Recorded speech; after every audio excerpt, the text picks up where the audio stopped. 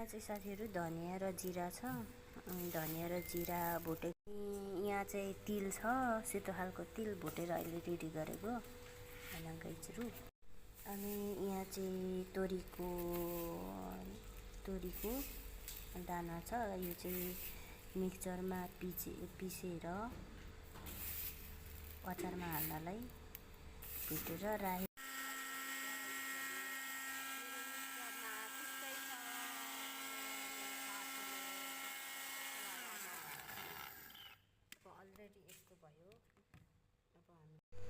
अब अलरेडी यस्तो भइसक्यो गाइजहरू। यहाँ छ,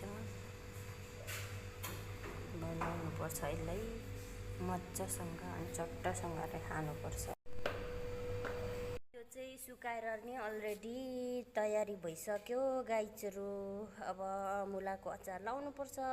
यस्तो छ, तपाईँहरूलाई कतिको मनपर्छ भने हामीलाई भन्नु होला। अनि तपाईँहरूको लागि एकदम रेडी बनाउनलाई रेडी बनाउने छौँ गाइजहरू। कस्तो राम्रो छ है मुला।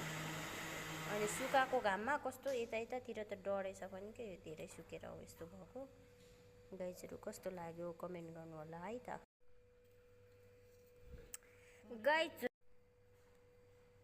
फाइनली गाइजहरू मेरो चाहिँ यो अचार यस्तो भइसक्यो। अब चाहिँ भने मैले तेल अनि त्यहाँदेखि खोर्सानी झानेर फेरि लगाउनु पर्छ टक्कसँगले।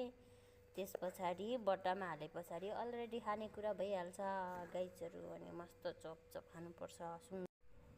फाइनली गाइजहरू मेरो चाहिँ अचार भइसक्यो अब चाहिँ अलरेडी। तर यहाँ के भन्छ अरे, यो तिल चाहिँ अलिक कुटिएन जस्तो छ।